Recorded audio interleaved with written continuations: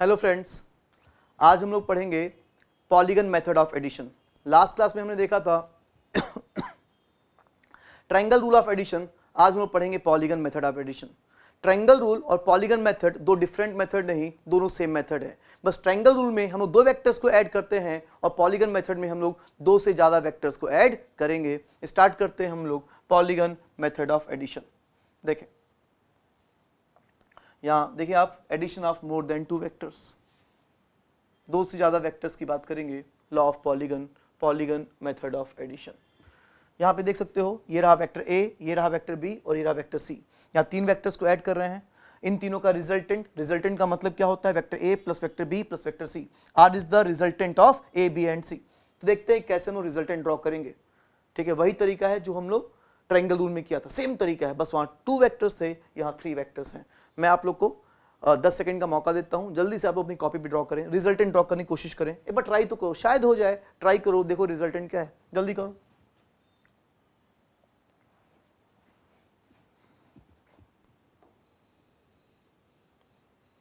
Draw करो, तुम लोग ड्रॉ करो भाई रिजल्टेंट।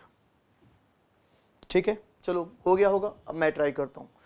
ये क्या है? फर्स्ट वेक्टर और ये सेकंड वेक्टर, ये थर्ड वेक्टर। मैं क्या करूंगा कि जहां पे फर्स्ट का हेड है वहां क्या होगा? सेकंड का टेल। तो इस वेक्टर बी को मैं पैरेलल शिफ्ट करके यहाँ पे लेके आऊंगा, जिससे कि तुम देख सकते हो कि जहां पे फर्स्ट का हेड है वहां क्या आ जाएगा? सेकंड का टेल। अब इसके बाद मैं क्या करूंगा कि जहां पे सेकंड का हेड है वहां क्या रखूंगा? थर्ड का टेल। जहां पे सेकंड का हेड वहां थर्ड का टेल। इस सी को शिफ्ट करके मैं बी के हेड पे लेके आऊंगा, तो जहां पे बी का हेड है वहां क्या हो जाएगा? सी का टेल। ये होगा। अब ड्रॉ करेंगे हम लोग रिजल्टेंट, और जो रिजल्टेंट होगा वो फर्स्ट के टेल से लेकर लास्ट के हेड तक होगा। यहाँ पे लास्ट वेक्टर कौन सा? थर्ड वेक्टर है। थर्ड वेक्टर लास्ट वेक्टर है, तो जो रिजल्टेंट होगा वो फर्स्ट के टेल से लास्ट के हेड तक होगा। तो ये होगा हमारा रिजल्टेंट वेक्टर, वेक्टर आर। तो वेक्टर आर इक्वल्स टू क्या हो गया? वेक्टर ए plus vector B plus vector c. Simple, complete हो गया। यही हमारा क्या है? Polygon method of addition. शायद आप लोगों ने ड्रॉ किया होगा, बहुत अच्छी बात है। ये हमारा निकल गया रिजल्टेंट। ठीक है, तो ये था हमारा पॉलीगन मेथड ऑफ एडिशन। ठीक, जैसे कि मान लो कि एक और एग्जांपल मैं दिखा देता हूँ। मान लो कि यहाँ पे देखो, इस फिगर में आपको 4 वेक्टर दिख रहे हैं। ये ऑलरेडी फिगर ड्रॉ हो रखा है, बस देख लो तुम कि यहाँ पे 4 वेक्टर हैं, 4 वेक्टर्स ए बी सी और डी। वेक्टर ए बी सी और डी। तो यहाँ पर अगर हमें रिजल्टेंट दिखाना है तो वही तरीका, जहाँ ए का हेड वहाँ बी का टेल, जहाँ ए का हेड वहाँ बी का टेल, फिर जहाँ पे बी का हेड वहाँ सी का टेल, जहाँ बी का हेड वहाँ सी का टेल, फिर सी जहाँ पे सी का हेड है वहाँ डी का टेल, जहाँ सी का हेड वहाँ डी का टेल। अब ड्रॉ करेंगे रिजल्टेंट। यहाँ ए क्या था? फर्स्ट वेक्टर, और डी क्या है? Last vector. फोर्थ वेक्टर जो है वो लास्ट वेक्टर है। तो जो रिजल्टेंट है वो कहाँ से कहाँ तक है? फर्स्ट के टेल से लास्ट के हेड तक, मतलब ए के टेल से डी के हेड तक। ये रहा हमारा रिजल्टेंट। तो इस तरह से हम लोग रिजल्टेंट को ड्रॉ कर सकते हैं। ये आ गया हमारा रिजल्टेंट। ये था हमारा पॉलीगन मेथड ऑफ एडिशन। ठीक है, चलो एक क्वेश्चन आप लोग करते हैं। यहाँ पे इस नए क्वेश्चन में आपको अपने सुविधा के अनुसार कोई भी 3 वेक्टर लेना है।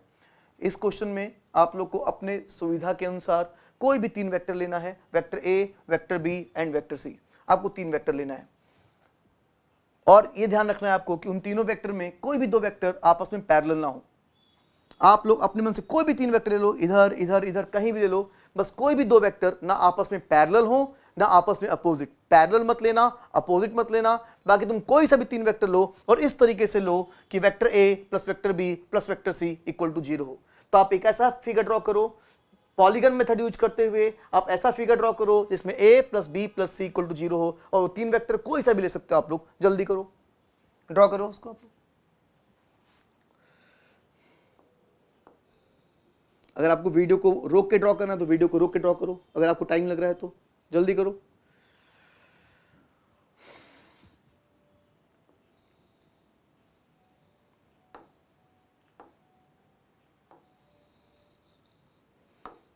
ठीक है, चलो मैं करता हूं।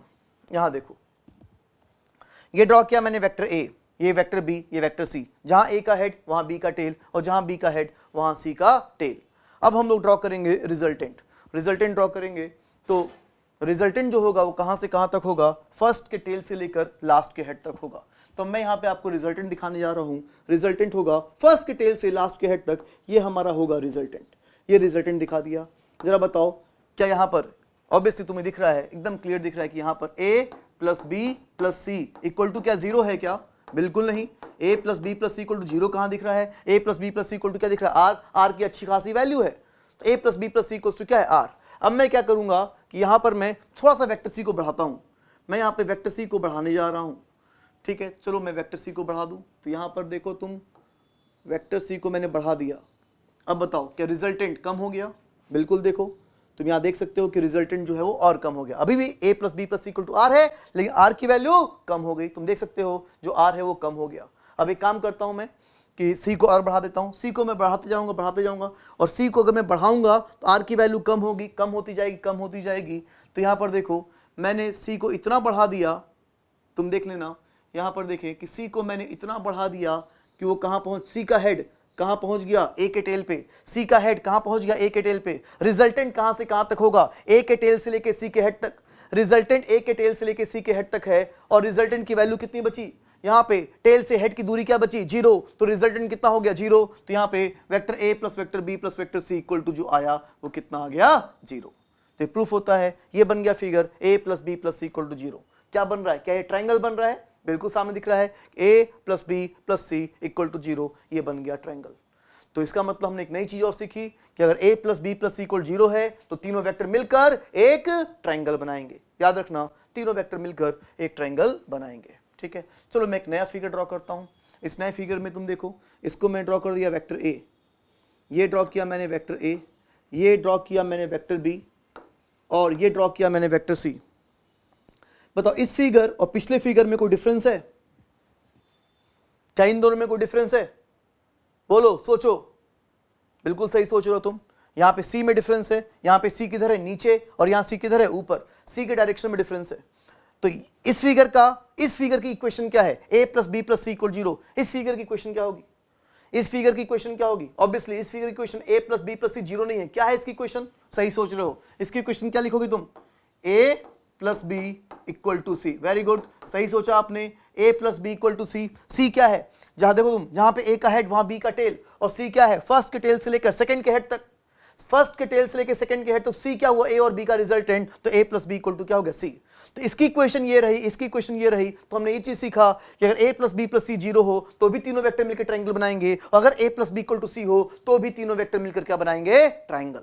याद रखेंगे। तो मैं चाहता हूं ये भी फिगर आप ड्रॉ करेंगे, इसको भी ड्रॉ करेंगे, और बगल में इसको, दोनों फिगर को आप ड्रॉ करेंगे, ठीक है। जल्दी से इन दोनों फिगर को ड्रॉ करो। मैं बार बार कहता हूं नोट्स बनाना बहुत इंपॉर्टेंट है। नोट्स बनाओ, अच्छे से नोट्स बनाओ, ठीक है। चलो मैं आगे बढ़ता हूं। और कभी भी मान लो कि अगर आपको नोट्स बनाने में, अगर जब मैं पढ़ा रहा हूं उस वक्त आप साथ साथ मैं समझाते समझाते तुम नोट्स बना सकते हो तो अच्छी बात है। नहीं बना पा रहे हो तो वीडियो को रोक के नोट्स बनाओ, लेकिन नोट्स बनाओ, ठीक है। चलो आगे बढ़ते हैं। ये हो गया। अब तुम बताओ, जैसे कि मैंने, अगर मैं पूछूं कि इस फिगर की इक्वेशन क्या है, इस फिगर की इक्वेशन क्या है, तो तुम क्या बोलोगे? a plus B plus C equal to 0। ऐसे ही मैं एक नया फिगर आपके सामने देने जा रहा हूं, उस फिगर को देख के आपको बताना है कि इस फिगर की इक्वेशन क्या है। सामने ये देखो, ये रहा फिगर, ये रहा figure a b c d और e। पूछा है कि इसकी इक्वेशन क्या होगी। जल्दी बताओ इसकी इक्वेशन क्या होगी?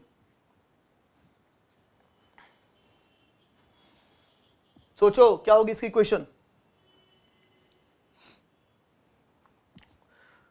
याद रखना, अगर दो वेक्टर का हेड और हेड मिल रहा है, हेड और हेड मिल रहा है, इसका मतलब हमें मान लो वेक्टर a और वेक्टर b का हेड और हेड मिल रहा है, इसका मतलब कि हम लोग a प्लस बी, इस मेथड में a प्लस बी नहीं करेंगे। अगर वेक्टर a और वेक्टर b का टेल टेल मिल रहा है, जहां a का टेल वहां b का टेल है, तो a प्लस बी नहीं करेंगे। a प्लस बी कब करेंगे? जब a का हेड हो और b का टेल हो, तो फिर हम लोग वहां पे क्या लिखेंगे? a प्लस बी, ठीक है। तो अब जल्दी से सोचो क्या होगी इसकी इक्वेशन। बिल्कुल सही सोच रहे हो आप लोग। नहीं सोच पाओ तो वीडियो को रोक के सोचो। तो यहां पर देखो इक्वेशन क्या होगी। यहां पे देखो a का हेड है और b का टेल, तो यहां पे क्या होगा? a plus b, a plus b. फिर यहां पर देखो, यहां पे क्या है? b का हेड और c का टेल, b का हेड और c का टेल, तो यहां पर क्या होगा? b प्लस सी, b प्लस सी होगा। बिल्कुल। फिर आगे देखो तुम, जहां पे यहां पे तुम देखो c का हेड और d का टेल, तो क्या होगा? c plus D. फिर लास्ट में तुम यहां पर देखो d का हेड और e का टेल, तो यहां पे कितना होगा? d प्लस ई। इसको हटाता हूं, हाँ, तो ये कितना होगा? d प्लस ई। 5 वेक्टर हैं, पांचों वेक्टर मैंने लिख दिया a plus B plus C plus D plus E, और कुछ बचा नहीं, कुछ नहीं बचा, मतलब कितना बचा 0। बिल्कुल सही सोचा आपने, a plus B plus C plus D plus e equal to 0। तो इस फिगर की ये क्या होगी इक्वेशन।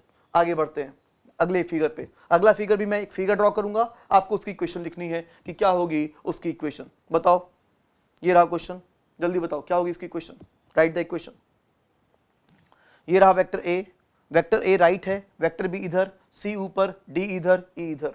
बताओ इसकी इक्वेशन बताओ कि क्या होगी इस वेक्टर की इक्वेशन।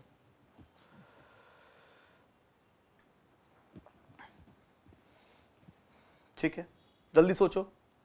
ठीक है, तुम बताओ क्या मैं a प्लस बी लिख सकता हूं क्या? जल्दी बताओ, क्या मैं a प्लस बी लिख सकता हूं क्या? बिल्कुल नहीं। a प्लस बी लिख सकता हूं, हेड और हेड है, a का हेड b का हेड, a प्लस बी नहीं। क्या मैं b प्लस सी लिख सकता हूं क्या? b का टेल और c का टेल, b प्लस सी लिख सकता हूं क्या? नहीं। क्या मैं c प्लस डी लिख सकता हूं क्या? बोलो। c का हेड है और d का टेल, बिल्कुल लिख सकते हैं c प्लस डी। क्या मैं d प्लस ई लिख सकता हूं क्या? d प्लस ई, d का हेड e का टेल, क्या d प्लस ई लिख सकता हूं क्या? बिल्कुल d प्लस ई लिख सकता हूं। क्या e प्लस ए लिख सकता हूं? e प्लस ए, हाँ e का हेड a का टेल, बिल्कुल e प्लस ए भी लिख सकता हूं। ठीक है, टोटल वेक्टर्स कितने हैं 5। मैंने कितने वेक्टर लिख दिए 4। सी को मैं फर्स्ट वेक्टर बोलता हूं, ठीक है, सी को first vector, C plus D plus E plus A, ये फोर्थ वेक्टर। अब तुम देखो बी कहां से कहां तक है, फर्स्ट के टेल से 4 के हेड तक। जो भी फर्स्ट के टेल से 4 के हेड तक है, मतलब बी इन चारों का क्या हुआ रिजल्टेंट। बिल्कुल सही सोचा आपने, बी इन चारों का रिजल्टेंट है। तो यहां पर c plus D plus E plus A equal to क्या होगा बी हुआ इन चारों का रिजल्टेंट। लिख लेंगे इसको, यह हो गया। ऐसे ही एक और क्वेश्चन देते हैं हम लोग, आपको फिगर देख के उसकी इक्वेशन लिखनी है। बताओ क्या होगी इसकी इक्वेशन।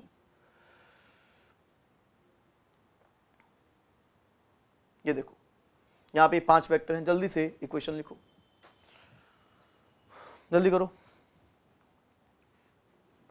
देखो ये डी सी बी ए ई, एरो देख लेना, एरो का ही रोल इंपॉर्टेंट है। एरो से ही क्लियर होगा कि हमें क्या करना है।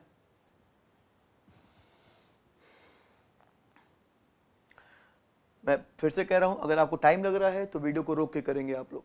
मैं बताने जा रहा हूं इसका क्या होगा इसका आंसर। चलो देखो, अगर तुम ध्यान से देखो, तुम सिर्फ डी और सी को देखो, थोड़ी देर के लिए तुम ई ए और बी को भूल जाओ। ठीक है, मत देखो तुम इस ई ए बी इनको मत देखो तुम। ठीक है, तुम सिर्फ क्या देखो, डी को देखो और सी को देखो, डी और सी को देखो। और मैं यहां पर एक नया वेक्टर ड्रॉ कर दे रहा हूं, ये इसको तुम देखो। क्या ये डी और सी का रिजल्टेंट है? ये जो व्हाइट से दिखाया मैंने, ये जो व्हाइट से दिखाया है, क्या ये डी और सी का रिजल्टेंट है? बिल्कुल तुम देखो, जहां पे डी का हेड है वहां सी का क्या है टेल। तो आर कहां से कहां तक, डी के टेल से सी के हेड तक। तो डी प्लस सी एकदम क्लियर दिख रहा है कि जो डी प्लस सी है दैट इक्वल्स टू क्या है आर। बिल्कुल सही, D plus C equal to क्या है आर, ये हो गया। अब जरा तुम इसकी बात करो, अब तुम डी और सी को मत देखो, नीचे देखो, तो ई देखो ए देखो, नहीं ये सही है, D plus C equal to R सही है, लेकिन मैंने ध्यान नहीं दिया था बी का। जरा बी को देखते हैं फिर से मैं आपको दिखाता हूं फिर से। ये सही था, लेकिन मैं बी को भी देखूं। तो यहां पर मैं ड्रॉ करता हूं, ये सब तुम क्लियर, एकदम क्लियर होगा तुमको, परेशान मत हो। यहां पर देखो, क्या D plus C plus B equal to R है? वो भी सही लिखा था मैंने, वो भी सही लिखा था, लेकिन बी भी यहां पे है। जरा बताओ क्या डी प्लस सी, जल्दी बोलो, D plus C plus B equal to R है क्या? बिल्कुल, D plus C plus B is equal to क्या? इन तुम दोनों को मत देखो। तो डी सी बी का रिजल्टेंट क्या है आर। तो बिल्कुल यहां पे D plus C plus B is equal to क्या है आर। अब तुम नीचे देखो, क्या ये आर ई और ए का भी रिजल्टेंट है? ऊपर मत देखो, तुम इन दोनों को देखो। बिल्कुल, तो E plus A is equal to क्या है आर। ध्यान से देखो, ई का हेड बी का ए का टेल, तो यहां पर क्लियर दिख रहा है कि E plus A is equal to क्या है आर। तो ये आर डी सी बी का भी रिजल्टेंट है, ये आर ई और ए का भी रिजल्टेंट है। तो D plus C plus B equal to R, E plus A equal to R, इसका मतलब ये प्रूफ होता है कि D plus C plus B is equal to कितना होगा ई प्लस ए। लिख लेंगे इसको, ठीक है, जल्दी से लिख लेंगे, ये आ गया हमारा आंसर। ठीक है, तो आगे बढ़ते हैं हम लोग। एक क्वेश्चन दे रहा हूं मैं आप लोग को, यहां पे देखो ये 3 वेक्टर हैं, vector A B and C, a plus B plus C equal to 0, 3 vector, तीनों का सम कितना है 0। ठीक, इसमें क्वेश्चन में कह रहा है out of these 3 vectors 2 are equal magnitude, इन तीनों में से 2 का मैग्नीट्यूड क्या है सेम। चलो मान लो कि अगर a का मैग्नीट्यूड a है तो माना कि b का मैग्नीट्यूड भी क्या है a, 2 वेक्टर का मैग्नीट्यूड क्या है सेम, तो मैंने a और b का मैग्नीट्यूड क्या ले लिया सेम। ठीक, फिर बोला है and the magnitude of third vector is root 2 times as that of either of the two having equal magnitude. मतलब इसका जो थर्ड वेक्टर है उसका मैग्नीट्यूड इन दोनों में से किसी एक के मैग्नीट्यूड का रूट 2 टाइम्स है, तीसरे का मैग्नीट्यूड इसका रूट 2 टाइम्स है, ये है। तो पूछा है कि then the angles between vectors, मतलब क्या पूछा है, पूछा है a और b के बीच का एंगल कितना होगा, पूछा है कि b और c के बीच का एंगल कितना होगा, पूछा है कि c और a के बीच का एंगल कितना होगा, ये पूछा है। तो आपको ये एंगल, सारे एंगल्स ये आपको निकालने हैं, निकालो इनको, ट्राई करो, सॉल्व करो।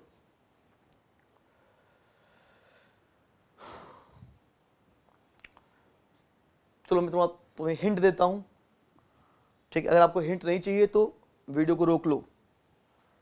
हिंट देता हूं क्या, अभी हमने पढ़ा कि a plus B plus C equal to क्या है 0, तो अगर a plus B plus C 0 तो तीनों मिलकर क्या बना सकते हैं ट्राइंगल, तो ट्राइंगल तो बना सकते हैं।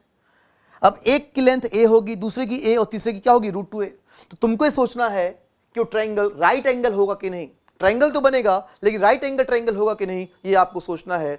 और फिर ट्राइंगल बना के जल्दी से इन क्वेश्चंस को सॉल्व करो, जल्दी करो।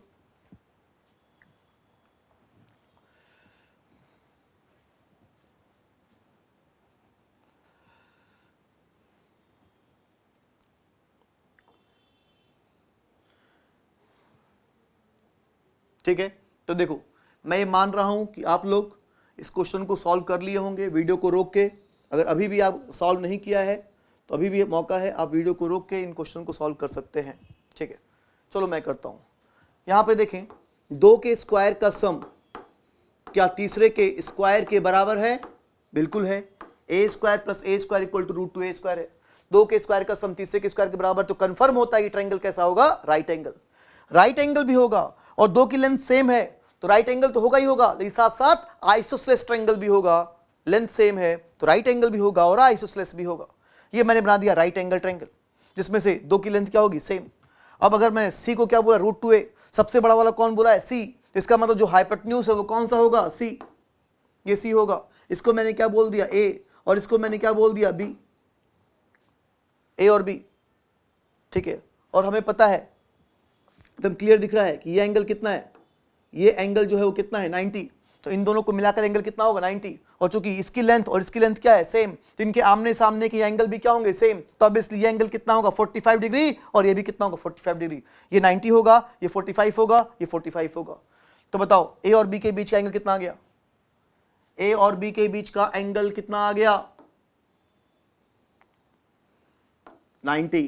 ठीक है, a और b के बीच का एंगल 90 आ गया। b और c के बीच का एंगल, हाँ ये 45 डिग्री है, तो जरा बताओ b और c के बीच का एंगल कितना आ गया 45 डिग्री। ठीक है, c और a के बीच का एंगल कितना हो गया, c और a, ये भी 45 ये भी 45, तो c और a के बीच का एंगल कितना हो गया 45 डिग्री। सोच लो जो तुम लोग ये 45 लिख रहे हो सही है कि गलत है, सोच लो, फिर से सोच लो। अगर तुमने आंसर ये सोचा है 90 45 45 सही है या गलत है, देखते हैं क्या है, देखते हैं। 90 तो होगा, लेकिन अभी मैं दिखाऊंगा कि 45 45 नहीं होगा।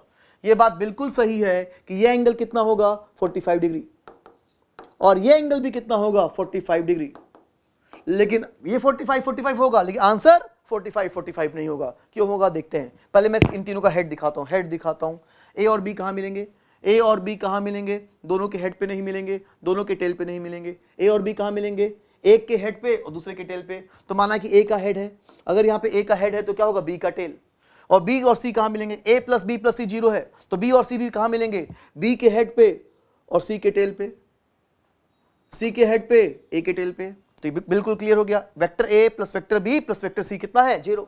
तो यहाँ पे दिख रहा है कि वेक्टर ए और वेक्टर बी, ये वेक्टर ए का डायरेक्शन, ये वेक्टर बी, तो वेक्टर ए और वेक्टर बी के बीच का ये एंगल तो 90 हो गया, तो ये तो सही हो गया 90। लेकिन ध्यान दो बी और सी के बीच का एंगल, बी और सी के बीच का एंगल ये होगा, ये है हमारा वेक्टर बी और वेक्टर सी। ये डायरेक्शन किसका है? बी का, और ये किसका है? सी का। तो बी और सी के बीच का एंगल 45 नहीं, बी और सी के बीच का एंगल कितना है? 135 डिग्री। ये है हमारा बी और सी के बीच का एंगल कितना है? 135 डिग्री। सिमिलरली सी का डायरेक्शन किधर होगा? ऊपर।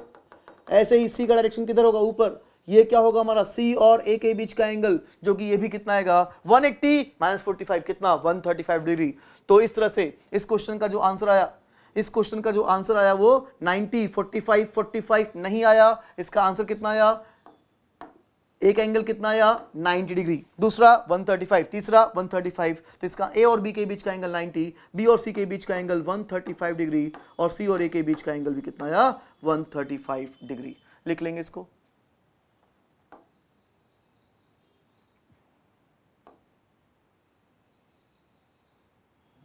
ये आ गया आंसर। इसको अच्छे से लिख लेंगे आप लोग। अच्छा क्वेश्चन था ये, ठीक है। मैक्सिमम लोग गलती यही करते हैं हम लोग कि 90, 45, 45 लिखते हैं। एकदम क्लियर है कि 90, 135, 135 होगा, ठीक है। आगे बढ़ते हैं।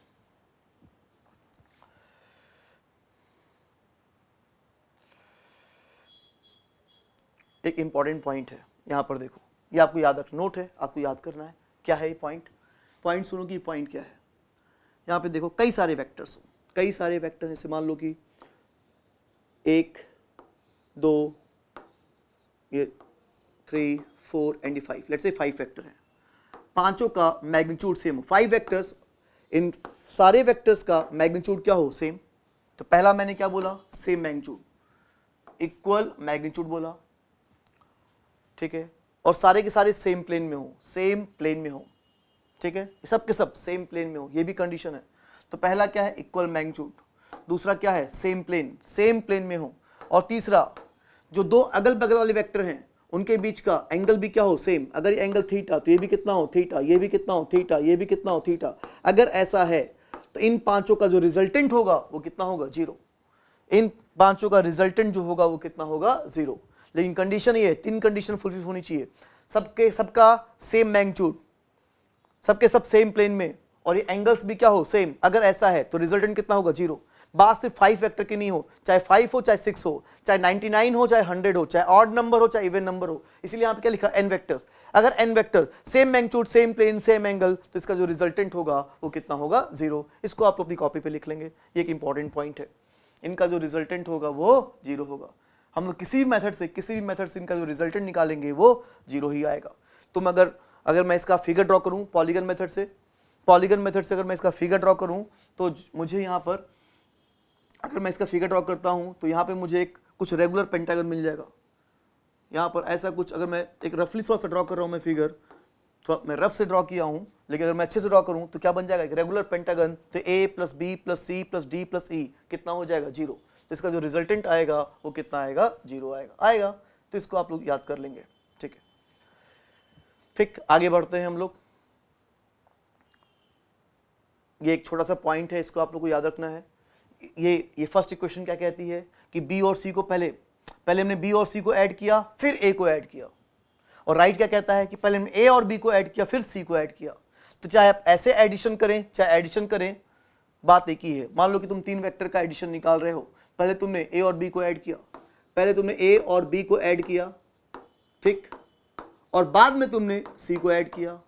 और तुमने पहले क्या किया कि पहले तुमने बी और सी को ऐड किया और बाद में फिर ए को ऐड किया। तो चाहे ऐसे करो चाहे ऐसे करो, रिजल्टेंट क्या होगा? सेम। तो अगर ऐसा है, अगर ये लॉ फॉलो होता है तो कहलाता है वेक्टर एडिशन इज एसोसिएटिव। बस ये सिंपल सा ही लिख लो आप अपनी कॉपी पे, associative, vector addition is associative, ठीक है। छोटा सा पॉइंट है, इसको लिख लेना आप लोग अपनी कॉपी पे। आगे बढ़ते हैं हम लोग, ठीक है। तो ये हमारा कंप्लीट हुआ क्या? पैरेललोग्राम मेथड ऑफ एडिशन हम लोग स्टार्ट करेंगे। अभी हमारा क्या कंप्लीट हुआ? पॉलीगन मेथड हमने कंप्लीट किया। एक नई चीज स्टार्ट कर रहे हैं हम लोग, क्या? पैरेललोग्राम मेथड ऑफ एडिशन, ठीक है। तो अभी हमने क्या पढ़ा? Triangle rule. लास्ट क्लास में हमने क्या पढ़ा था? Triangle rule. अभी हमने स्टार्टिंग में क्या पढ़ा? Polygon method. लेकिन ट्रायंगल रूल और पॉलीगन मेथड दोनों डिफरेंट मेथड नहीं, दोनों सेम मेथड है। बस दोनों सेम मेथड है, तरीका सेम है, बस एक 2 वेक्टर के लिए, दूसरा 2 से ज्यादा वेक्टर के लिए। तो अभी तक हमने डिफरेंट मेथड नहीं पढ़ा, सेम मेथड था। अब हम लोग पढ़ने वाले हैं थोड़ा सा डिफरेंट मेथड। ये नया मेथड का नाम क्या है? पैरेललोग्राम मेथड ऑफ एडिशन कहो या पैरेललोग्राम लॉ ऑफ एडिशन कहो। देखते हैं क्या है। यहां पर देखो, आपको यहां पे दो वेक्टर दिख रहा, यहां पे आपको दो वेक्टर दिख रहा, ये रहा वेक्टर ए और ये रहा वेक्टर बी। ये ए का टेल है, ये ए का हेड, ये बी का क्या है? टेल, और ये बी का क्या है? हेड। हमें इस पैरेललोग्राम मेथड से हमें इसका रिजल्टेंट ड्रॉ करना है। पैरेललोग्राम मेथड से इसका रिजल्टेंट ड्रॉ करना है। आप लोग कॉपी पे लिख देना, हेडिंग डाल देना, पैरेललोग्राम मेथड ऑफ एडिशन। करना क्या होगा हम लोग को इसमें? ट्रायंगल रूल में अभी तक हमने क्या किया था? ट्रायंगल रूल में हमने क्या किया था कि जहां पे फर्स्ट का हेड था, ट्रायंगल रूल में जहां फर्स्ट का हेड था वहां क्या था? सेकंड का टेल। लेकिन पैरेललोग्राम मेथड में जहां फर्स्ट का टेल होगा वहीं पर सेकंड का भी क्या होगा? टेल। इस मेथड में दोनों का टेल एक ही जगह होगा। मतलब जहां पे ए का टेल होगा वहां बी का भी क्या होगा? टेल। ठीक है, तो देखें मैं ड्रॉ करने वाला हूं, जहां ए का टेल वहां बी का भी टेल। ये देखो, ये रहा आपके सामने फिगर। इस मेथड में इस बी को उठा के मैं यहां पे लेके आया। अगर इस बी को मैं उठा के यहां पे लेके आऊंगा तो जहां पे ए का टेल है वहां क्या हो जाएगा? बी का भी टेल। जहां ए का टेल वहां बी का भी क्या होगा? टेल। अब हम लोग यहां पे ड्रॉ करेंगे, तुम सिर्फ ए को देखो और बी को देखो, और ए और बी के बीच का ये एंगल कितना है? थीटा। तो यार तुम देख सकते हो ए और बी के बीच का ये एंगल कितना है? थीटा है। अब हम लोग क्या करेंगे कि यहां पर एक ड्रॉ करेंगे पैरेललोग्राम ड्रॉ करेंगे। देखना कि पैरेललोग्राम कैसे हम लोग ड्रॉ करेंगे। हम लोग यहां पे क्या करेंगे? पहला काम तो ए का टेल वही बी का टेल। अब उसके बाद बी के हेड से एक लाइन ड्रॉ करेंगे, जो कि वेक्टर ए के क्या होगी? पैरेलल। बी के हेड से लाइन ड्रॉ किया जो ए के क्या होगी? पैरेलल। सिमिलरली हम लोग ए के हेड से एक लाइन ड्रॉ करेंगे जो कि बी के क्या होगी? पैरेलल। तो तुम देखो ये क्या बन गया? एक पैरेललोग्राम बन गया। थीटा क्या है? वेक्टर ए और वेक्टर बी के बीच का एंगल। इतना करने के बाद अब ड्रॉ करेंगे रिजल्टेंट, और रिजल्टेंट जो है वो कहां से स्टार्ट होगा? दोनों के टेल से। रिजल्टेंट जहां दोनों का टेल है, जो कॉमन टेल वाला पॉइंट है, रिजल्टेंट यहां से स्टार्ट होगा। तो मैं अब रिजल्टेंट ड्रॉ करूंगा यहां से।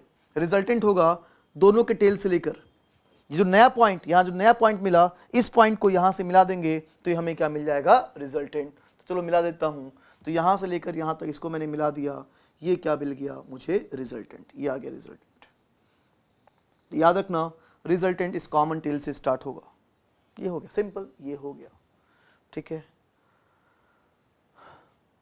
क्या आपको, तो ये मेथड कौन सा है? पैरेललोग्राम मेथड है। क्या आपको इस मेथड में ट्रायंगल रूल दिखाई दे रहा है? क्या आपको इस मेथड में ट्रायंगल रूल भी दिखाई दे रहा है क्या? यस या नो? जवाब दो। दिख रहा है ट्रायंगल रूल? देखे इधर, मैं दिखाता हूं, शायद दिख रहा हो आप लोग को। तुम ये देखो, अगर मैं इस वेक्टर की बात करूं, मैं यहां पर एक नया वेक्टर ले लूं। चलो मैंने यहां पर एक नया वेक्टर ले लिया, ये।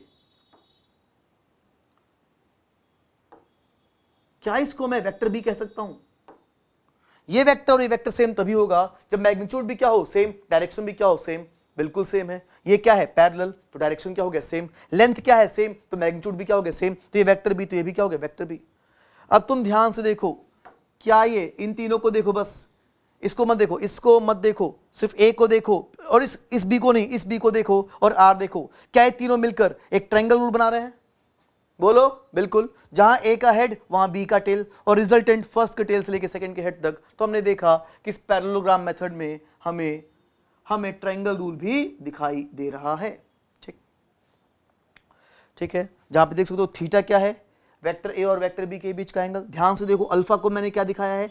वेक्टर ए और वेक्टर आर के बीच का एंगल। ध्यान से देखो, मैंने बीटा को क्या दिखाया है? वेक्टर बी और वेक्टर आर के बीच का एंगल। इसका मतलब कि जो अल्फा प्लस बीटा है, इसका मतलब यही हुआ ना कि alpha plus beta equal to क्या हो गया? थीटा। थीटा कौन है? ए और बी के बीच का एंगल। अल्फा कौन है? ए और आर के बीच का एंगल। और बीटा कौन है? बी और आर के बीच का एंगल। ठीक है, तो ये फिगर ड्रॉ करने का एक नया तरीका है, लेकिन फॉर्मूला तो वही है। जो फॉर्मूला ट्रायंगल रूल का था वही फॉर्मूला यहां पे होगा। फॉर्मूला क्या था मैं आप लोग को याद दिलाऊं? रिजल्टेंट का मैग्नीट्यूड क्या था? रिजल्टेंट का मैग्नीट्यूड, चाहे वो कोई सा भी मेथड हो, रिजल्टेंट का मैग्नीट्यूड क्या होगा? Under root A square plus B square plus 2ab cos theta. ये रहा आर, याद करो, रिजल्टेंट का magnitude under root A square plus B square plus 2ab cos theta. Theta क्या होगा हमारा? वेक्टर ए और वेक्टर बी के बीच का एंगल। याद करो अल्फा, अल्फा का फॉर्मूला हमने क्या पढ़ा था, tan अल्फा इक्वल्स टू क्या था, b sin theta upon a plus B cos theta. पढ़ चुके हैं, वही फॉर्मूला, कुछ नया नहीं, वही सारी पुरानी बातें कि tan alpha equals to b sin theta upon a plus B cos theta. मैं फिर से कहता हूं कि थीटा क्या है हमारा, थीटा क्या है, a और b के बीच का एंगल, और अल्फा क्या है, a और r के बीच का एंगल। मैंने आप लोगों को ये फॉर्मूला याद करने का भी तरीका बताया था, ठीक है। क्या मैंने कहा था, ऊपर क्या है साइन, नीचे क्या है कॉस। साइन का भी मल्टीप्लिकेशन किससे है, b से, कॉस का भी मल्टीप्लिकेशन किससे, b से, और यहाँ पे अकेला कौन है, a, अकेला a है, तो अल्फा क्या होगा, इस अकेले वाले और रिजल्टेंट के बीच का एंगल, ये अल्फा क्या है, a और r के बीच का एंगल। जैसे कि मैंने आपसे ये भी कहा था कि मान लो मैं इनकी बात नहीं कर रहा, मैं मान लो वेक्टर m और वेक्टर n की बात कर रहा हूं, m और n की बात कर रहा।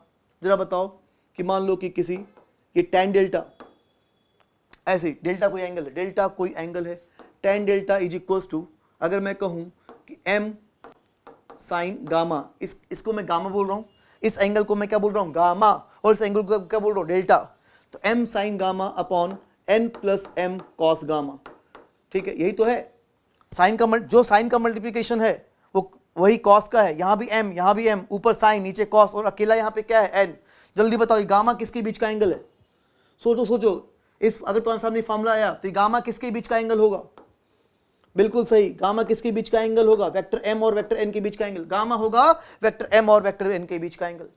डेल्टा किसके बीच का एंगल होगा, डेल्टा होगा रिजल्टेंट, किसका रिजल्टेंट, m और n का जो रिजल्टेंट होगा, तो डेल्टा होगा रिजल्टेंट और, हाँ अकेला यहां पे कौन है, n, तो जो डेल्टा होगा वो क्या होगा, रिजल्टेंट और n के बीच का एंगल, बिल्कुल सही। गामा होगा m और n के बीच का एंगल, और डेल्टा होगा n और रिजल्टेंट के बीच का एंगल। ऐसे ही बताओ किसी फिगर में, किसी क्वेश्चन में मान लो अगर ऐसा कुछ है, बताना तुम, ठीक है। मान लो कि tan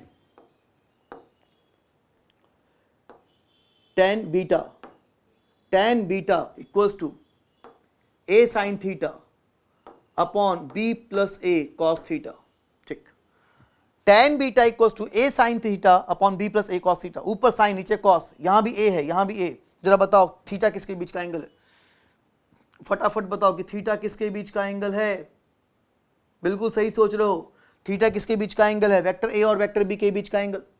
तो थीटा यहां पर है वेक्टर a और वेक्टर b के बीच का एंगल है थीटा, थीटा वेक्टर a और वेक्टर b के बीच का एंगल है। और बीटा किसके बीच का एंगल, बीटा, जल्दी बताओ, हाँ बीटा है रिजल्टेंट, a और b का जो रिजल्टेंट है, और ये अकेला कौन है, b, तो बीटा जो होगा वो रिजल्टेंट और b के बीच का एंगल होगा। तो ये फॉर्मूला मैच भी कर रहा है। बीटा देखो यहाँ पे थीटा क्या है, वेक्टर a और वेक्टर b के बीच का एंगल थीटा है, और बीटा क्या है, रिजल्टेंट और b के बीच का एंगल, जो बीटा है वो क्या है, रिजल्टेंट और b के बीच का एंगल। तुम देखो ये फॉर्मूला भी लिखा हुआ है, tan अल्फा का भी फॉर्मूला लिखा हुआ है और tan बीटा का भी फॉर्मूला लिखा हुआ है। तो मैं चाहता हूं कि इसको आप लोग अपनी कॉपी पे उतारेंगे, ठीक है। पहले आप लोग ये दिखा देना, ऊपर हेडिंग क्या है, पैरेललोग्राम मेथड ऑफ एडिशन। पहले ये फिगर ड्रॉ कर देना, ये वाला फिगर, उसके बाद ये फिगर ड्रॉ कर लेंगे, और उसके बाद इस फॉर्मूले को भी लिखेंगे, ठीक है। जल्दी से लिख लेंगे, और ये जरूर लिख लेना कहीं ना कहीं कि थीटा a और b के बीच का एंगल, थीटा a और b के बीच का एंगल, बीटा r और b के बीच का एंगल, और अल्फा a और r के बीच का एंगल, ये सब लिख लेना आप लोग। और ये भी जरूर लिख लेना कि alpha plus beta is equals to क्या है, थीटा, ठीक है। चलो, तो इसका मतलब कोई नया फॉर्मूला नहीं है, फॉर्मूला सब कुछ वही है, बस ड्रॉ करने का तरीका अलग है, ठीक है। तो चलो एक छोटा सा क्वेश्चन देता हूं, जैसे कि अभी हमने पैरेललोग्राम मेथड से रिजल्टेंट ड्रॉ किया। इस क्वेश्चन में आप लोग को यहाँ पे मैं दो वेक्टर दिखा रहा हूँ, आपको इन दो वेक्टर का रिजल्टेंट ड्रॉ करना है। जल्दी से ड्रॉ करो रिजल्टेंट, ये रहा वेक्टर a और ये रहा वेक्टर b, इन दोनों का रिजल्टेंट ड्रॉ करो, जल्दी करो।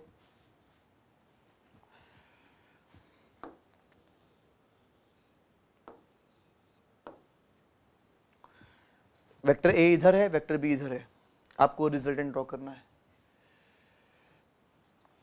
ठीक है। चलो मैं करता हूं, जहां पे a का टेल है वहां b का भी क्या होगा, टेल। इस मेथड में दोनों का टेल एक ही जगह होगा, तो जहां a का टेल है वहां b का भी क्या होगा, टेल। ड्रॉ कर दिया। अब इसके बाद हम लोग ड्रॉ करेंगे पैरेललोग्राम, b के हेड से एक लाइन ड्रॉ करेंगे जो कि a की क्या होगी, पैरेलल, और ए के हेड से एक लाइन ड्रॉ करेंगे जो कि बी के क्या होगी, पैरेलल। अब ड्रॉ करेंगे रिजल्टेंट। यहाँ पे आप लोग गलती करते हो, कुछ लोग गलती करते हैं, रिजल्टेंट ऐसा ड्रॉ कर देते हैं, रिजल्टेंट ऐसा ड्रॉ कर देते हैं, बिल्कुल नहीं, रिजल्टेंट ये नहीं होगा। अभी मैंने कहा था आप लोग से कि रिजल्टेंट कहाँ से स्टार्ट होगा, दोनों के टेल से, जो कॉमन टेल वाला पॉइंट है रिजल्टेंट वहाँ से स्टार्ट होगा। तो चलो मैंने यहाँ से रिजल्टेंट में यहाँ से स्टार्ट होकर यहाँ पे खत्म किया, तो याद रखना ये क्या होगा, रिजल्टेंट। बस, तो ये रिजल्टेंट हो गया, ठीक है। याद रखना किसी भी पैरेललोग्राम का, ये मान लो ये पैरेललोग्राम है, तो किसी भी पैरेललोग्राम का दो डायगोनल होता है, एक बड़ा वाला और एक छोटा वाला। जो बड़ा वाला होता है वो कहलाता है मेजर डायगोनल, और छोटा वाला कहलाता है माइनर डायगोनल। मेजर और माइनर। रिजल्टेंट कौन होता है इस पैरेललोग्राम मेथड में? रिजल्टेंट कौन होता है, माइनर की मेजर? जल्दी बताओ, रिजल्टेंट कौन होता है, माइनर की मेजर? मैं खाली इस क्वेश्चन की बात नहीं कर रहा, मैं किसी भी क्वेश्चन में रिजल्टेंट कौन होता है, मेजर की माइनर? अरे कोई भी हो सकता है, माइनर भी हो सकता है और मेजर भी हो सकता है। अभी जस्ट जो हमने पढ़ा उसमें रिजल्टेंट कौन है, माइनर। और ऊपर जो हमने पढ़ा था, इसके पहले जो हमने पढ़ा था उसमें रिजल्टेंट, तुम देखो यहां रिजल्टेंट कौन है, मेजर। ये मेजर वाला, छोटा वाला तो ये है, तो यहां रिजल्टेंट कौन है, मेजर। और इस अभी जो हमने पढ़ा वहां रिजल्टेंट कौन है, माइनर। तो रिजल्टेंट मेजर भी हो सकता है, माइनर भी हो सकता है। अगर इनके बीच का एंगल, अगर दोनों वेक्टर के बीच का ये एंगल अगर 90 से ज्यादा है, तो देख लो तुम, ये एंगल जो है वो 90 से ज्यादा है, तो यहाँ पे जो रिजल्टेंट है वो कौन है, माइनर। और ऊपर जो हमने फिगर ड्रॉ किया था उसमें तुम देख लो कि यहाँ पर ए और बी के बीच का एंगल 90 से क्या है, कम, तो रिजल्टेंट कौन है, मेजर। 90 से कम तो रिजल्टेंट मेजर, 90 से ज्यादा तो रिजल्टेंट क्या है, माइनर। याद नहीं करना है, ये सब कुछ अपने आप, सिंपल सी बात है, अपने आप ड्रॉ करके हो जाएगा, ये कुछ याद करने वाली बात इसमें बिल्कुल नहीं है, ठीक है। अच्छा, तुम ये बताओ कि अगर दो वेक्टर हो, vector A and vector B, अगर ए का मैग्नीट्यूड और बी में, अगर ए का मैग्नीट्यूड बी से बड़ा हो, जैसे मान लो ये वेक्टर ए है, वेक्टर ए बड़ा हो और वेक्टर बी छोटा हो, तो रिजल्टेंट किसके नजदीक होगा, रिजल्टेंट जो है वो किसके नजदीक होगा, बड़े वाले वेक्टर के कि छोटे वाले वेक्टर के? जैसे यहां तुम देखो, ये वेक्टर ए हो, ये वेक्टर बी, ए का मैग्नीट्यूड क्या है, ज्यादा, बी का मैग्नीट्यूड क्या है, कम, तो रिजल्टेंट किसके नजदीक होगा, ए के कि बी के? बिल्कुल सही बात, रिजल्टेंट उसके नजदीक होगा जिसका मैग्नीट्यूड क्या होगा, ज्यादा। अगर ए और बी में ए का मैग्नीट्यूड ज्यादा है तो रिजल्टेंट ए के नजदीक होगा, अगर बी का मैग्नीट्यूड ज्यादा तो रिजल्टेंट बी के नजदीक होगा। इस फिगर में ए का मैग्नीट्यूड ज्यादा है तो तुम देख लो, अगर मैं यहां पर रिजल्टेंट ड्रॉ करूं तो रिजल्टेंट ये होगा, और तुम देख सकते हो कि यहां पर तुम देखो ये एंगल क्या है, ये एंगल क्या है, कम, ये अल्फा एंगल क्या है, कम। रिजल्टेंट ए के क्या है, नजदीक, और बी से क्या है, दूर। तो जब ए, ऑब्वियसली जब ए के नजदीक होगा तो अल्फा क्या हो जाएगा, कम, और बीटा क्या हो जाएगा, ज्यादा। तो तुम ऐसे याद रखना कि रिजल्टेंट उस वेक्टर के नजदीक होगा जिसका मैग्नीट्यूड जो है वो क्या होगा, ज्यादा, जिसका मैग्नीट्यूड ज्यादा होगा, ठीक है, ठीक। तो इनफैक्ट ये लिखा भी हुआ है, तुम देख लो क्या लिखा है, इफ ए अगर ए का मैग्नीट्यूड बी से ज्यादा है then alpha less than beta, A बड़ा है बी से तो अल्फा क्या होगा, बीटा से कम। क्या लिखा है, R will incline more towards the vector of bigger magnitude, R उस तरफ झुका होगा जिसका मैग्नीट्यूड क्या होगा, ज्यादा। लेकिन अगर ए और बी का मैग्नीट्यूड सेम हो तो क्या होगा, बताओ, अगर वेक्टर ए और वेक्टर बी का मैग्नीट्यूड सेम हो तो क्या होगा, बिल्कुल सही, अगर ए और बी का मैग्नीट्यूड सेम होगा तो रिजल्टेंट जो है वो मिडिल में पास करेगा। मान लो कि ये कौन है, बी, और ये कौन है, ए। अगर ए और बी का मैग्नीट्यूड सेम होगा तो जो रिजल्टेंट है वो एकदम मिडिल में पास करेगा, और इससे होने से ये एंगल, ये अल्फा और बीटा क्या हो जाएगा, सेम, अल्फा बीटा सेम हो जाएगा। और हमें पता है कि पूरा एंगल क्या था, थीटा, तो अल्फा भी क्या हो जाएगा, θ/2, और बीटा भी क्या हो जाएगा, θ/2, तो अल्फा बीटा दोनों के दोनों क्या हो जाएंगे, θ/2। तो वही नीचे लिखा है, तुम यहाँ पढ़ सकते हो, resultant of two vectors of equal magnitude will be eight there bisector, दो वेक्टर जिनका मैग्नीट्यूड क्या हो, सेम, रिजल्टेंट उनके बाइसेक्टर पे होगा, मतलब बराबर एंगल पे होगा। वही क्या लिखा है, अगर ए और बी का मैग्नीट्यूड सेम है तो अल्फा और बीटा दोनों क्या होंगे, सेम, और अल्फा भी क्या होगा, θ/2, और बीटा भी क्या होगा, θ/2, ठीक है। तो ये हमारा कंप्लीट होता है क्या, parallelogram method of addition, parallelogram method of addition complete हुआ। अब एक और मेथड बच गया है और उस मेथड का नाम क्या है? Component method of addition. तो अब हम लोग पढ़ने आ रहे हैं कंपोनेंट मेथड ऑफ एडिशन। देखते हैं कि क्या है कंपोनेंट मेथड ऑफ एडिशन। यहां देखो,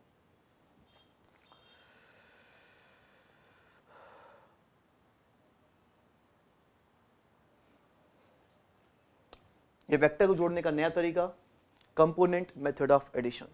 यहां पे देखो, ये आपको दिख रहा है कि ये कौन है? वेक्टर है जिसका मैग्नीट्यूड कितना है? 6। एक और वेक्टर है जिसका मैग्नीट्यूड कितना है? 12। इस वेक्टर का इस लाइन से एंगल कितना है? 60 डिग्री। इस वेक्टर का इस लाइन से एंगल कितना है? 30 डिग्री। तो हम लोग इस क्वेश्चन की हेल्प से, मैं इसको क्वेश्चन की हेल्प से इस मेथड को समझाने की कोशिश करूंगा।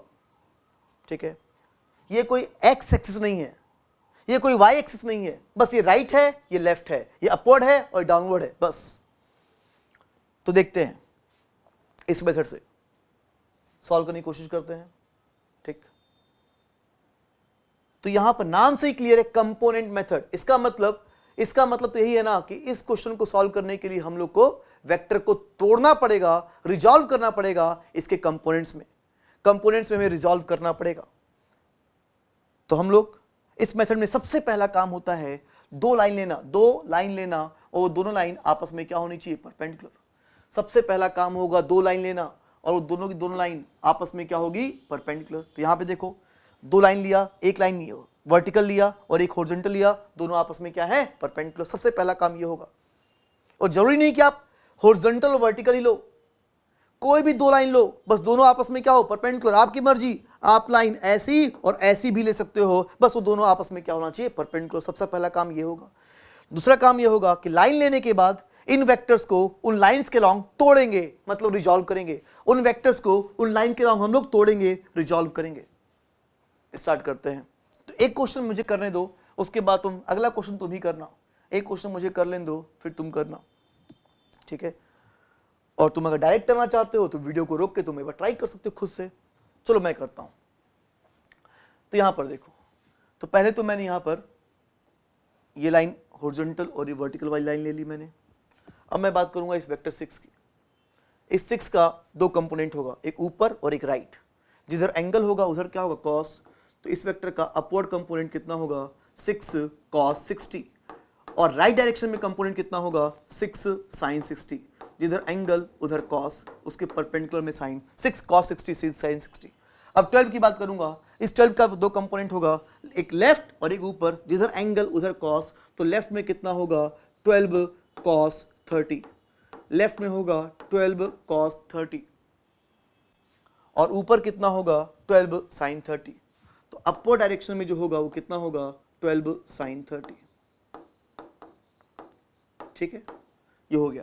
तो मैंने इन वेक्टर को तोड़ दिया, 6 को तोड़ दिया इन दोनों में, 12 को तोड़ दिया इन दोनों में। तो कह सकते हैं कि पहले कितने वेक्टर थे? टू वेक्टर्स थे। इनको तोड़ के कितने वेक्टर बन गए? 4 वेक्टर बन गए। अब इनको हम लोग जोड़ेंगे। कैसे? देखो इधर, पहले ये देख लो, 6 sin 60। 6 sin 60, sin 60 कितना होता है? √3/2। 2 और 2 कैंसिल, तो ये वैल्यू कितनी होगी? 3√3। ये वैल्यू 3√3। 12 cos 30, cos 30 कितना होगा? √3/2। 2 और 2 कैंसिल, तो ये कितना हो जाएगा? 6√3। ये 6√3 हो जाएगा। 6 cos 60, cos 60 कितना होता है? 1/2। तो ये वैल्यू कितनी होगी? 3। और यहाँ पे 12 sin 30, sin 30 कितना? 1/2। तो ये वैल्यू कितनी होगी? 6। तो यहाँ पर देखो, पहले इन दोनों को देखो, लेफ्ट और राइट। लेफ्ट में इतना, राइट में इतना, दोनों को मिलाकर कितना होगा? दोनों को मिलाकर कितना होगा और किधर होगा? सोचो, इन दोनों को मिलाकर, बिल्कुल सही सोच रहे हैं आप लोग। इन दोनों को मिलाकर लेफ्ट में होगा और कितना होगा? कितना होगा? 6√3 माइनस 3√3 कितना होगा? 3√3। 6 माइनस 3 कितना हो गया? 3√3। अब अपवर्ड देखें, ऊपर कितना है? 6 और ऊपर कितना है? 3। तो 6 + 3, ऑब्वियसली ऊपर 6 + 3 कितना होगा? 9। तो ये 9 हो गया। हाँ, 2 वेक्टर से 4 वेक्टर, फिर 4 वेक्टर से फिर कितने बन गए? 2 वेक्टर। लेकिन इस बार जो 2 बनेंगे वो दोनों आपस में क्या होंगे? परपेंडिकुलर। ये लकली परपेंडिकुलर नहीं हुए, इनको तो परपेंडिकुलर होना ही था, क्योंकि हमने स्टार्टिंग में जो 2 लाइन ली है वो दोनों आपस में पहले से क्या ली है? परपेंडिकुलर। वो तो परपेंडिकुलर होना ही था। तो इस मेथड का यही तरीका है कि लास्ट में दो वेक्टर बचेंगे और दोनों आपस में क्या होंगे, परपेंडिकुलर। अब इसके बाद हम लोग यूज करेंगे पैरेललोग्राम मेथड। हाँ, इसके बाद हम लोग यूज करेंगे पैरेललोग्राम मेथड ऑफ एडिशन। अब हम लोग क्या करेंगे, 3√3 से एक लाइन ड्रॉ करेंगे जो 9 के क्या होगी, पैरेलल। फिर 9 के हेड से एक लाइन ड्रॉ करेंगे, 9 के हेड से एक लाइन ड्रॉ करेंगे जो 3√3 की क्या होगी, पैरेलल। अब रिजल्टेंट कहां से स्टार्ट करेंगे, दोनों के टेल से। रिजल्टेंट दोनों के टेल से स्टार्ट होकर यहां पे खत्म होगा। ये आ गया रिजल्टेंट, आंसर आ गया। हाँ, यही है, यही हमारा रिजल्टेंट है, यही इन सारे वेक्टर्स का रिजल्टेंट है। अब ये तुम्हें पता है कि ये क्या बनेगा, एक राइट एंगल ट्रायंगल बनेगा। तुम्हें पता है कि अगर ये लेंथ n है, अगर ये लेंथ 9 है तो ये लेंथ भी कितनी होगी, 9। तो ये राइट एंगल ट्रायंगल बन रहा। तो यहाँ हम लोग क्या लगा सकते हैं, पाइथागोरस थ्योरम से इसकी लेंथ निकल जाएगी अंडर रूट बेस का स्क्वायर इंटू परपेंडिकुलर का स्क्वायर, 3√3 का स्क्वायर, 9 का स्क्वायर, ये आ जाएगा आर का मैग्नीट्यूड। देखते हैं कि इस आर का मैग्नीट्यूड कितना आएगा। इस आर का मैग्नीट्यूड आएगा अंडर रूट 3√3 का स्क्वायर प्लस 9 का स्क्वायर। ठीक है, इसको कैलकुलेट करेंगे, ये 81, ये 27, कितना आएगा 108, और ये कितना आ जाएगा 6√3। तो इस तरह से रिजल्टेंट का मैग्नीट्यूड आ गया 6√3। पहले ये था, यहां से यहां पहुंचे, यहां से यहां पहुंचे, रिजल्टेंट कितना आ गया 6√3, ये आ गया। और अगर तुम चाहो कि एंगल निकालना, कि एंगल कितना है, ठीक है, मान लो एंगल डेल्टा, तुम इस डेल्टा को एंगल निकालना चाहते हो तो tan डेल्टा कितना होगा, tan डेल्टा क्या होगा, परपेंडिकुलर अपॉन बेस। परपेंडिकुलर कितना है 9, बेस कितना है 3√3, 3 और 9 कैंसिल, ऊपर क्या होगा 3, फिर 3 और √3 कैंसिल, तो यहाँ पे ऊपर क्या बचेगा √3 और ऊपर √3। तो tan डेल्टा कितना है √3, तो डेल्टा की वैल्यू कितनी हो गई 60 डिग्री। चलो ये आंसर भी आ गया। ठीक है, पहले हम लोग यहाँ से यहाँ पहुँचे, फिर यहाँ से यहाँ पहुँचे और सॉल्व किया। ठीक है, चाहो तो इसको आप नोट कर सकते हो अपनी कॉपी पे कि कैसे कैसे हमने इसको सॉल्व किया है। ठीक है, तो चलो ये क्वेश्चन मैंने कर दिया। अब अगला क्वेश्चन आपको करना है, और अगले क्वेश्चन में आपको मेहनत कम पड़े। हमें बेसिकली क्या है, मेरा पढ़ाने का तरीका ये होता है कि कैलकुलेशन कम से कम हो, कम से कम मैं कैलकुलेशन करवाना चाहता हूँ। ठीक है, तो अगले अगले क्वेश्चन में कंपोनेंट मैं निकाल के दूंगा आपको, जिससे कि आपका मेन काम हो सॉल्व करना। ठीक है, तो चलो अगला क्वेश्चन देता हूं मैं। ये देखो, ये तुम्हें 3 वेक्टर दिखा दिया मैंने, ये रहा वेक्टर ए, ये रहा वेक्टर बी और ये रहा वेक्टर सी। अच्छी बात ये है कि इन तीनों वेक्टर का आप लोगों को कंपोनेंट नहीं निकालना है, कंपोनेंट दे रखा है। वेक्टर ए दिया हुआ है 2 अपवर्ड एंड 11 लेफ्ट, मतलब वेक्टर ए, क्या वेक्टर ए इधर है, इधर कहीं है वेक्टर ए, जिसका कंपोनेंट हमें निकालना नहीं है, कंपोनेंट दिया है 2 अपवर्ड एंड 11 लेफ्ट। ऐसे वेक्टर बी दे रखा है, वेक्टर बी इधर कहीं होगा, वेक्टर बी क्या 12 राइट एंड 5 अपवर्ड। और इस तरह से वेक्टर सी दिया है, वेक्टर सी क्या है 9 लेफ्ट, वेक्टर सी दे रखा है 9 लेफ्ट एंड 13 डाउनवर्ड। ए दिया है, बी दिया है, सी दिया है, और आपको इनका रिजल्टेंट निकालना है। निकालो, जल्दी करो, वीडियो को पॉज करके, वीडियो को रोक के आप लोग इनका रिजल्टेंट निकालें।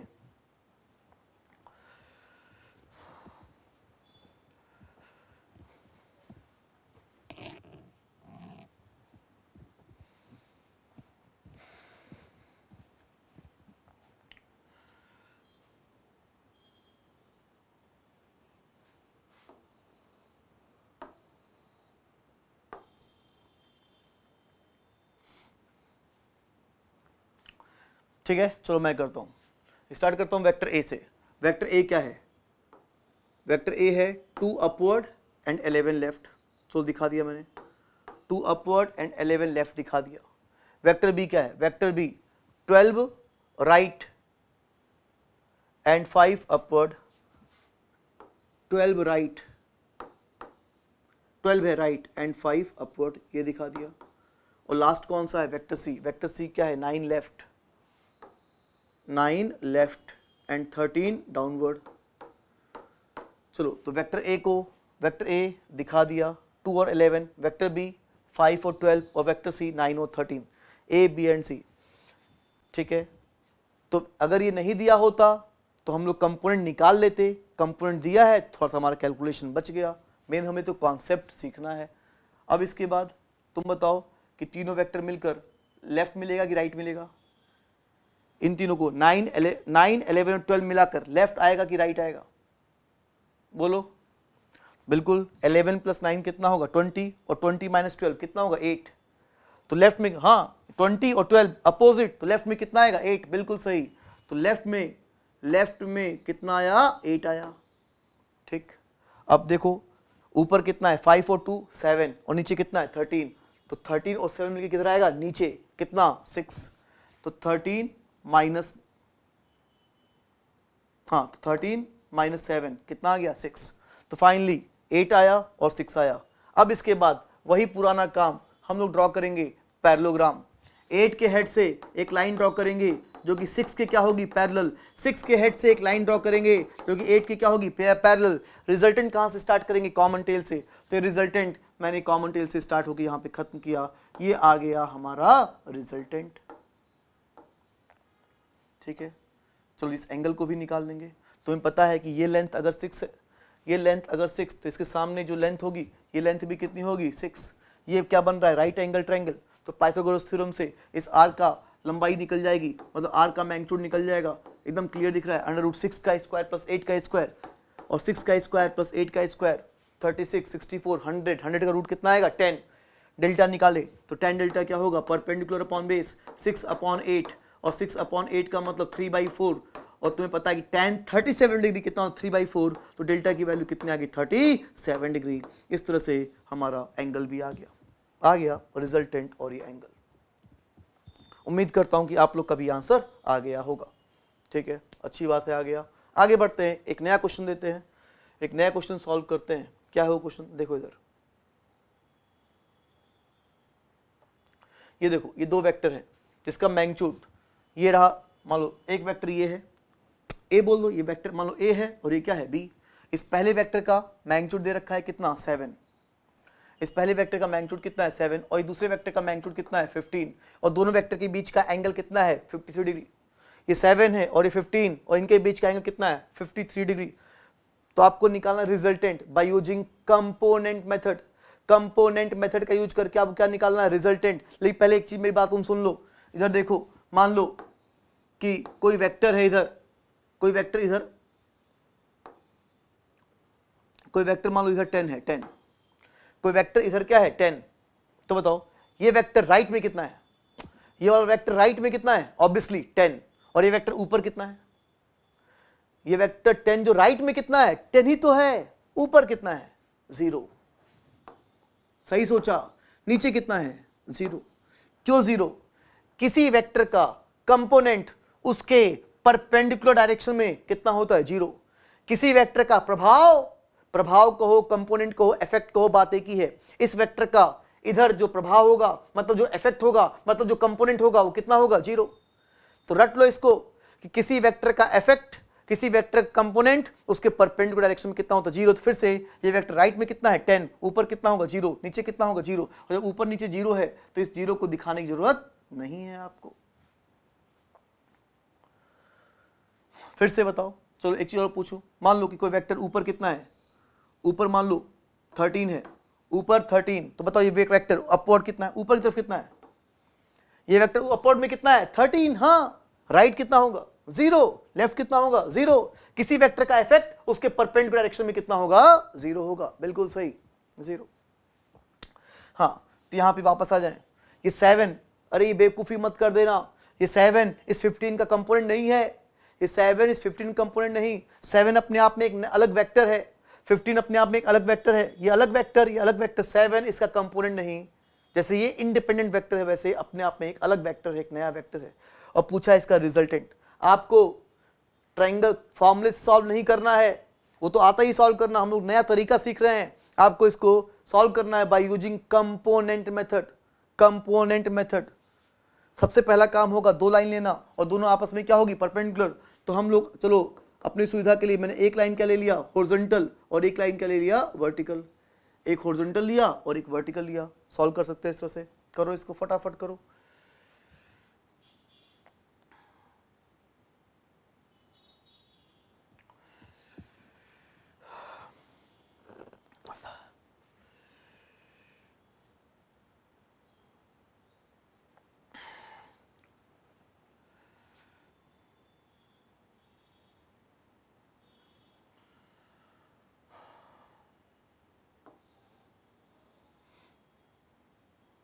जल्दी ट्राई करो आप लोग।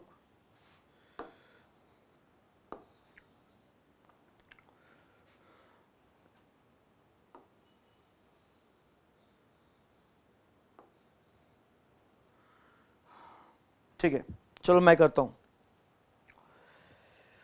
एक लाइन मैंने ये लिया और एक ये लिया, ये 7 है, तो ये वेक्टर लेफ्ट में कितना है, 7।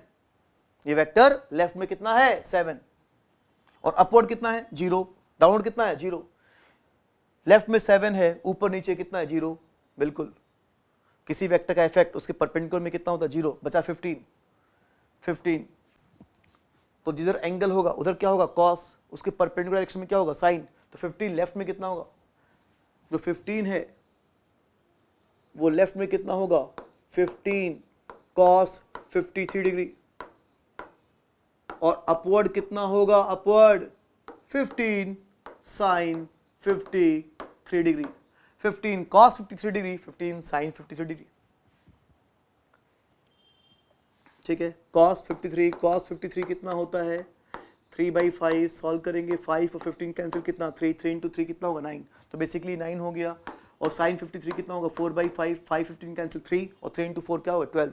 तो ये क्या हो गया, 12, और ये क्या हो गया, 9 और ये 12। 7 तो था ही, लेफ्ट में और क्या गया, 9। तो लेफ्ट में 7 और 9, लेफ्ट में 7 और 9 कितना हो गया, 16। 7 और 9 कितना हो गया, 16। पहले ये फिगर था, यहां से हम लोग यहां पहुंचे, तो 7 और 9 कितना हो गया, 16, और ऊपर ये कैंसिल हुआ था, 3 into 4 कितना हो गया, 12। तो इस तरह से लेफ्ट में 16 है, अपवर्ड 12 है। फिर से फाइनली दो वेक्टर मिला, और वो दोनों आपस में क्या है, परपेंडिकुलर। दो वेक्टर दोनों आपस में क्या है, परपेंडिकुलर। अब हम लोग ड्रॉ करेंगे पैरेललोग्राम, 12 के हेड से 16 के पैरेलल, 16 के हेड से 12 के पैरेलल। रिजल्टेंट यहां से स्टार्ट होगा, ये होगा रिजल्टेंट, ये हमारा रिजल्टेंट होगा।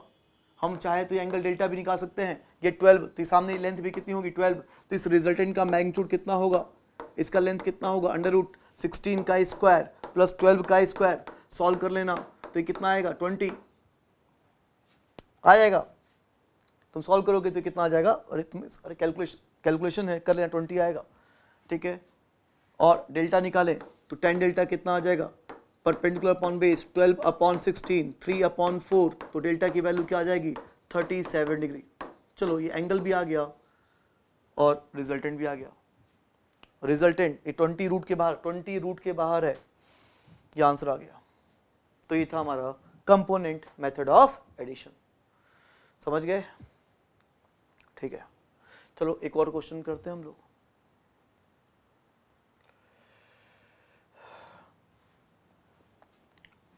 देखो, एक क्वेश्चन देता हूं मैं आप लोग को।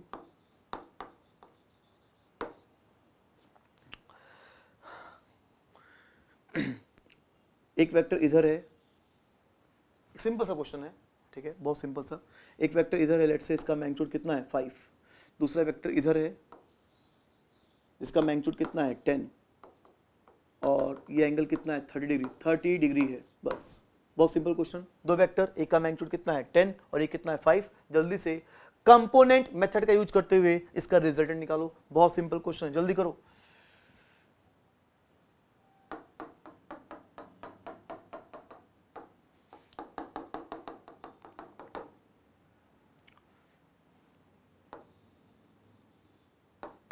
ठीक है, कर लिया होगा आप लोगों ने। मैं करता हूं अब। सबसे पहला काम, दो लाइन लिया और दोनों आपस में क्या है, परपेंडिकुलर। ये 5 राइट में कितना है, 5 ऊपर नीचे कितना होगा, 0। राइट में 5 ऊपर नीचे कितना होगा, 0। 10 जिधर एंगल होगा उधर क्या होगा, कॉस। तो 10 अपवर्ड ऊपर की तरफ कितना होगा, 10 cos 30। 10 cos 30 और लेफ्ट में कितना होगा 10 sin 30, 10 cos 30 और 10 sin 30 और sin 30 कितना होगा 1/2, तो ये कितना होगा 5, ये भी कितना होगा 5, 5 और 5 कैंसिल, क्या बचेगा 10 cos 30। अरे ये कैंसिल हो गया सब कुछ, कट पिट के जो बचा वही क्या होगा रिजल्टेंट। तो इस तरह से रिजल्टेंट जो आया वो कितना आया 10 cos 30 और 10 cos 30 की वैल्यू क्या होगी 5√3, तो रिजल्टेंट कितना आया 5√3 और जो डायरेक्शन आया वो किधर आया अपवर्ड। रिजल्टेंट 5√3 आया और डायरेक्शन जो आया वो अपवर्ड आया। ये हो गया, ठीक है, समझ गए आप लोग। ये कैंसिल हो गया, तो इधर बचा नहीं, और इधर बचा नहीं तो हमें पैरेललोग्राम मेथड यूज करने की जरूरत नहीं पड़ी, जो बचा वही हमारा रिजल्टेंट हुआ। ठीक है, अगला क्वेश्चन। ठीक है, तो इस टॉपिक का लास्ट क्वेश्चन कर रहे हैं हम लोग। यहां देखो,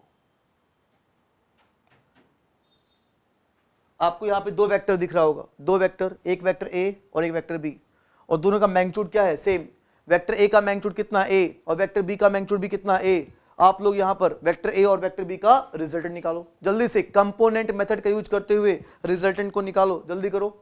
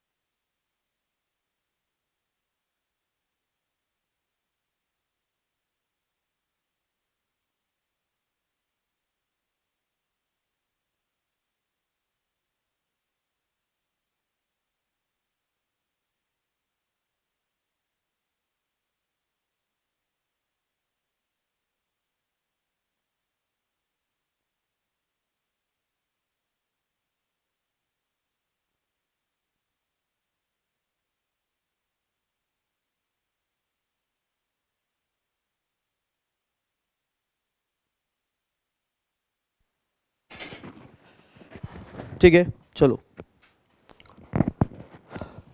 देखिए,